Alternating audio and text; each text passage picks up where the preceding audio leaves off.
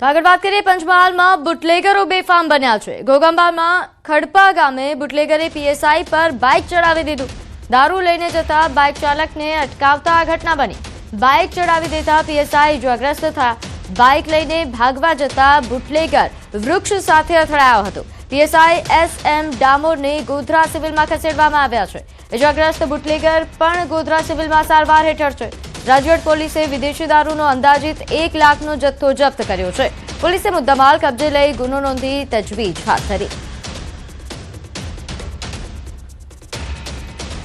તો આ દ્રશ્યો જોઈ રહ્યા છો જે પંચમહાલથી સામે આવી રહ્યા છે। બુટલેગરો કઈ હદે બેફામ બન્યા છે તેનું આ જીવતા આ દ્રશ્યો છે, કારણ કે અહીં જ્યારે પોલીસ દ્વારા તેમને રોકવામાં આવે છે ત્યારે પોલીસ પર બાઇક ચડાવે છે। વધુ વિગત સાથે મારી સાથે સંવાદદાતા રાજેશ જોડાઈ ગયા છે। રાજેશ, આજે ઘટના સામે આવી તેને વિગતે માહિતી આપશો। ચોક્કસ વાત કરીએ તો ઘોગંબા તાલુકાના ખડપા પાસેથી પોલીસ દ્વારા વોચ ગોઠવી અને બુટલેગરને જતો અટકાવવાનો પ્રયાસ કરવામાં આવ્યો હતો। દરમિયાન બુટલેગરે પીએસઆઈને બાઇક અથડાવી અને ભાગવાનો પ્રયાસ કરતા બુટલેગરને પણ ઈજાઓ પહોંચી હતી। સાથે સાથે પીએસઆઈ છે તેને હાથ અને પગમાં ફ્રેક્ચર થઈ અને ગંભીર ઈજાઓ પહોંચી છે। હાલ સારવાર હેઠળ ખસેડવામાં આવ્યો છે। પોલીસે 1 લાખ ઉપરાંતના જે વિદેશી દારૂનો જથ્થો હતો તેની સાથે બુટલેગરને પણ હાલ ઈજાગ્રસ્ત થયો હતો, તેને સારવાર પોલીસ બંદોબસ્ત હેઠળ ગોધરા સિવિલ હોસ્પિટલમાં સારવાર માટે રાખવામાં આવ્યો છે। સમયાંતરે આ પ્રકારે જે બુટલેગરો હોય છે તે પોલીસ પર હુમલો કરવાની પણ ઘણા બનાવો સામે આવતા હોય છે। જો કે હાલ પોલીસ દ્વારા અન્ય બુટલેગર સાથે એક અન્ય વ્યક્તિ હોવાની પણ જાણ હતી, જે આધારે તપાસ ટીમોને કામે લગાડીને શોધખોળ હાથ ધરવામાં આવી છે। જી આભાર માહિતી આપવા બદલ। તો હાલ જે રીતે સંવાદદાતાએ જણાવ્યું કે આ સમગ્ર મામલે હવે કાર્યવાહી હાથ ધરાઈ છે। 1 લાખથી વધુનો જથ્થો જપ્ત કરવામાં આવ્યો છે। હાલ પીએસઆઈ કે જેમના પર હુમલો થયો હતો તે સારવાર હેઠળ છે, સાથે આ બુટલેગર પણ સારવાર હેઠળ। તો આગળ વાત કરીએ રાજકોટમાં બાળકી સાથે દુષ્કર્મ મામલે। અહીં દુષ્કર્મ આચરનાર નરાધમને ફાંસીની સજા આખરે આપી દેવાઈ। કોર્ટે આરોપી રામસિંહ તેરસિંહને ફાંસીની સજા સંભળાવી। કોર્ટે ગણતરીના દિવસોમાં નરાધમને ફાંસીની સજા સંભળાવી છે। આરોપીએ 7 વર્ષીય બાળકી સાથે 4 ડિસેમ્બરના રોજ દુષ્કર્મ આચર્યું હતું। બાળકીના ગુપ્તાંગના ભાગે ઈજા પહોંચાડી હતી। આટકોટ પોલીસ સ્ટેશન ખાતે પોલીસ ફરિયાદ નોંધાઈ, જે બાદ સરકારી વકીલે કોર્ટ સમક્ષ ફાંસીની સજાની માંગ કરી હતી। ગત 12 તારીખે આરોપીને દોષિત જાહેર કરવામાં આવ્યો હતો અને અત્યાર સુધીના ઘટનાક્રમ પર જો નજર કરીએ તો 4 ડિસેમ્બરના રોજ કે જ્યારે આ બનાવ બન્યો તે બાદ 8 ડિસેમ્બરના રોજ પોલીસ ફરિયાદ નોંધાઈ અને 9 ડિસેમ્બરના રોજ રામસિંહ તેરસિંહની ધરપકડ કરી લેવામાં આવી। 10 ડિસેમ્બરે કોર્ટમાં તેને રજૂ કરવામાં આવ્યો હતો, રિમાન્ડ મેળવવામાં આવ્યા અને 10 ડિસેમ્બરના રોજ રિકવરી પંચનામાની કાર્યવાહી દરમિયાન આરોપીએ પોલીસ પર હુમલો પણ કર્યો હતો। પોલીસે તેનો વળતો હુમલો કર્યો, તેને જવાબ આપ્યો, જે બાદ 11 ડિસેમ્બરના રોજ આરોપી અને પોલીસ કર્મીને સારવાર અર્થે આટકોટથી રાજકોટ સિવિલ હોસ્પિટલમાં ખસેડવામાં આવ્યા હતા।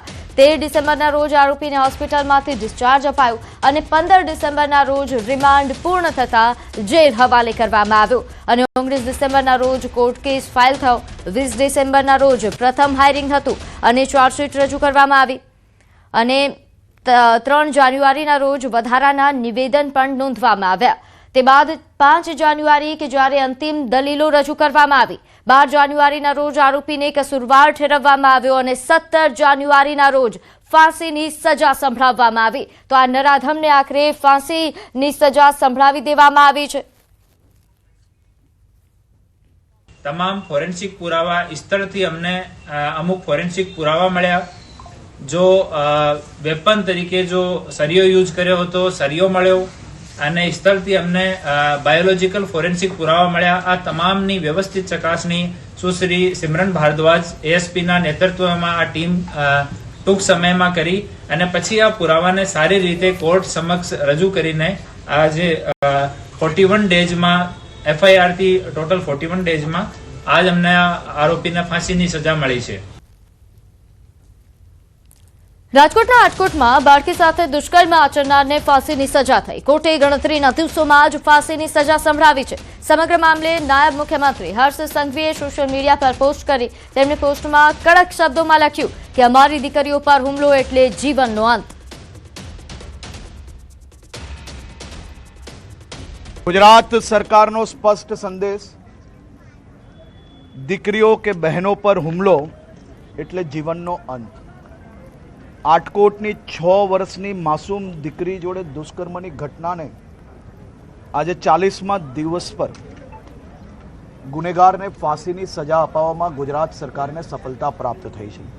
હું રાજકોટ ગ્રામ્ય પોલીસ, સૌ વકીલો અને ન્યાયતંત્રનો ખૂબ ખૂબ આભારી છું. આ જ પ્રકારે ગુજરાત સરકાર દ્વારા ભૂપેન્દ્રભાઈ પટેલના માર્ગદર્શનમાં 100 દિવસની અંદર અનેક દુષ્કર્મના કિસ્સાઓમાં ફાંસીની સજા અને આજીવન કેદની સજા અપાવવામાં સફળતા પ્રાપ્ત થઈ છે. આ પ્રકારના ગુનાઓમાં ગુજરાત સરકાર ખૂબ જ ગંભીરતાથી ડે ટુ ડે કામગીરી કરી રહી છે. આવનારા દિવસોમાં આ પ્રકારના જે પેન્ડિંગ કેસીસ છે એની ઉપર બી ડે ટુ ડે કામગીરી કરવા માટે ગુજરાત સરકારનો સંકલ્પ છે. હજુ તો એક નરાધમને ફાંસીની સજા મળી છે, ત્યાં સુરતમાં પ્રજ્ઞાચક્ષુ યુવતી સાથે દુષ્કર્મની ચકચારી ઘટના બની.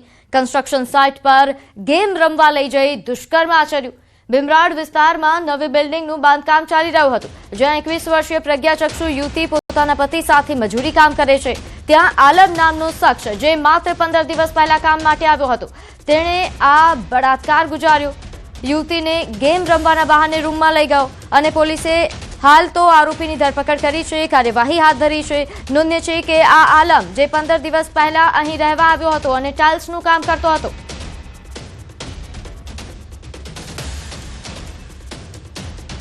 સુરતના ભીમરાડ રોડ વિસ્તારમાં આવેલી કન્સ્ટ્રક્શન સાઇટ ઉપર એક 21 વર્ષીય પ્રજ્ઞાચક્ષુ યુવતીને ગેમ રમવાના બહાને પોતાની પાસે બોલાવી તેની સાથે દુષ્કર્મ આચર્યા હોવાની ઘટના સામે આવી છે. જો કે આ મહિલા પોતાના પતિ ત્યાં મજૂરી કામ કરતો હોવાથી તેની સાથે આવતી હતી, ત્યારે આ યુવક જે પોલીસની પકડમાં છે તે યુવક તેને લઈ જઈ તેની સાથે દુષ્કર્મ આચર્યા બાદ તેની સાથે ગાળાગાળી કરી હતી. જો કે આ સમગ્ર ઘટનાની પ્રજ્ઞાચક્ષુ યુવતીએ પોતાના પતિને કરતા પતિ મામલો લઈ પોલીસ મથકે પહોંચ્યો હતો અને પોલીસે ગણતરીની મિનિટોમાં આરોપીની ધરપકડ કરી છે. કહી શકાય કે આરોપી પણ ત્યાં મજૂરી કામ કરતો હતો અને ટાઇલ્સ બેસાડવાનું કામ કરતો હતો અને તેની સાથે મજૂરી કરતા એક યુવકની પત્ની, જે પ્રજ્ઞાચક્ષુ હતી 21 વર્ષની, તેને ગેમના બહાને લઈ જઈ દુષ્કર્મ આચર્યો હોવાની વિગતો સામે આવતા પોલીસે તેની ધરપકડ કરી વધુ તપાસ શરૂ કરી છે. કેમેરામેન જીગર ગુગલ સાથે કીર્તેશ પટેલ, ન્યૂઝ 18 ગુજરાતી, સુરત. સમાચારમાં આગળ વધીએ. વાત કરીએ સાવલીના ધારાસભ્ય કેતન ઇનામદાર, કે જેઓ હજુ પણ નારાજ જોવા મળી રહ્યા છે. ધારાસભ્યએ સંકલન બેઠકનો બહિષ્કાર કર્યો. સંકલન માત્ર ફોર્માલિટી હોય તો મારે નથી આવવું. અધિકારીઓ પ્રજાના કામોમાં રોડા નાખતા હોવાનો આક્ષેપ તેમણે કર્યો છે. જાડી ચામડીના અધિકારીઓ પોતાની મનમાની કરે છે, તેવા પ્રકારનું તેમનું નિવેદન છે. મારી નારાજગી મનમાની કરતા અધિકારીઓ માટે મેસેજ છે.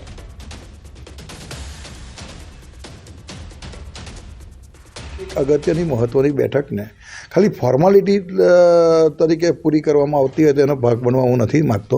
એટલા માટે જ આજની સંકલનમાં ઉપસ્થિત રહેવા નથી માગતો. એવા કયા મહત્વના કામો છે કે જે અટકી રહ્યા છે, એના કારણે તમારે મુખ્યમંત્રી સુધી રજૂઆત કરી? તમને કહું એક નાની વાત કે ભાઈ, એક એસટીની અનિયમિતતાનો પ્રશ્ન પણ મેં દર સંકલનમાં પૂછ્યો છે.